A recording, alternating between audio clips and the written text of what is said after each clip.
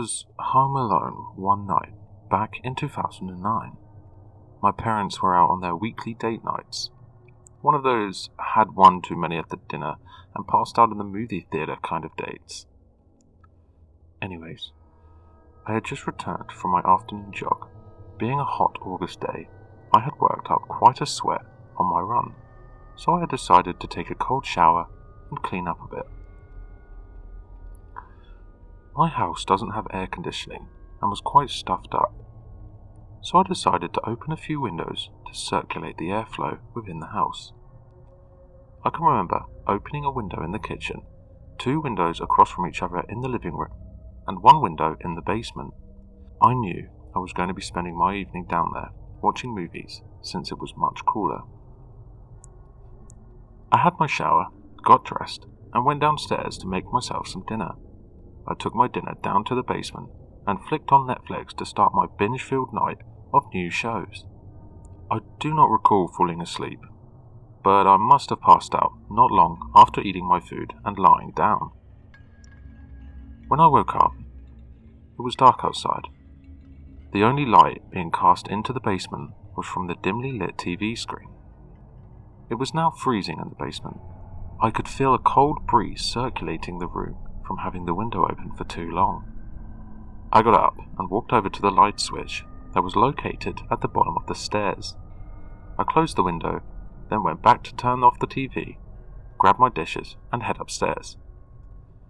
When I got upstairs, all the lights were off, indicating that my parents were still not home from their date. I cleaned the dishes, put them in the dishwasher, and closed the window above the sink. Just before I went to go up to my room for the night, I remembered that the windows in the living room were still open. I walked over to close the one window by the TV, then over to the table in front of the window, then over to the next, which was located by the front porch. I noticed that my mum's vase with fake flowers was knocked off the table in front of the window, and the flowers were sprawled out across the floor. I didn't think much of it at the time. Maybe there was some strong breeze and the curtains had tipped it over. I closed the window and started picking up the flowers. As I was clearing, I heard a faint squeaky sound. What I could only imagine was a door handle being twisted. I listened as hard as possible. Following the squeak of the handle was a creak in the hallway floor upstairs. A pain shot from my stomach to my chest, and I froze. What seemed like an eternity of being bent over, with my one hand holding the vase and the other clutching the flowers, I slowly stood up.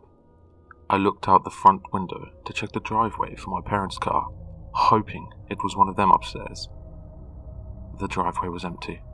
My heart sank. I quickly but quietly put the vase and the flowers down on the table and silently began walking over to the bottom of the stairs to look up.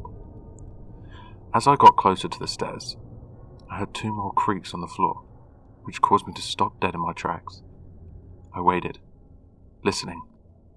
Nothing. I was now only a few steps from the stairs. I took those last few steps and put one hand on the railing. I peeked around the corner and only saw darkness. I didn't know what to do. Do I flick on the lights and let the potential intruder in my house know that I'm coming upstairs? Do I leave and go to a friend's house? Do I call my parents? Or do I grow a pair and just go upstairs? I decided to turn my phone on silent and go to the kitchen to text my dad, making sure I was close to the back door for an easy getaway. Once I rung him, he said, "It's an old house. It's just settling after a really hot day." I told him about the sound of the door handle twisting. He just assumed there was an open window upstairs, and the wind was knocking a door against the frame. Was that it? Could it just be a window that was left open? I felt a huge chunk of my anxiety start to fade after talking with my dad.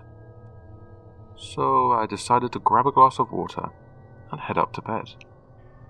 I flicked on the lights for the stairs and started making my way up, but slowly. A tiny knot in my stomach from before. I got to the top of the stairs and noticed that all the doors were wide open. except for mine. My parents' room and spare bedroom were on the left, and the den and my room were on the right, with the bathroom at the end of the hallway. Though, as my dad predicted, my door was cracked just enough that a breeze could be making it hit the frame. It being as hot as it was today, it wasn't unusual for my mum to open all the doors and windows upstairs. I exhaled a sigh of relief, now fully confident that my dad was right. I turned on the lights to my room, did a quick look around, and walked over to my nightstand to put my water beside my laptop. Then went off to the bathroom to get ready for bed. As I lay in bed, trying to get sleepy, I was watching my favourite reruns of Seinfeld on my laptop. Then, out of nowhere, I heard a sound of something slowly scraping my closet door. I quickly flicked on the light beside my bed. My closet door was cracked open, ever so slightly. Questions started racing through my head. Was it open the whole time? Was it closed when I came in? I was positive that it was closed when I came in. Before I even had time to rationalize my thoughts, I heard the most disturbing, creepy, quiet, sinister laugh I've ever heard in my life. No horror movie could ever replicate the sound I just heard. As soon as I slid my laptop off my legs, the closet door burst open, and someone was standing there in the closet. My clothes were partially covering their body and face. I looked closer, and there was the most sickly, palest, dirtiest woman I have ever seen. For the split second that I saw her in horror, the image was burned into my brain forever. She had no shoes on her disgusting, dirt-stained feet. Her skin was sickeningly white, with cuts, and dried blood from her face down her arms all the way to her legs. She was wearing what I assumed to be a white nightgown, but was now a discolored mess of dirt, blood, and who knows what else. Her grey, blue-veined, sunken-in face closely resembled a decaying skeleton. The rest of her face was hidden by my clothes. She asked in a quiet, grumbling, raspy voice, "Have you seen my baby?" That was enough for me to grab my phone and run. As soon as I was halfway out of my bedroom door, I heard her shriek, "Give me back my baby!" and clothes hangers thrashing around behind me. I ran as fast as I could to the upstairs bathroom and locked the door. It was only a second later that I heard a huge crash against the door, along with the woman screaming in a devilish tone, demanding I return her baby to her. I called 911 and the operator assured me the police would be there as fast as they could.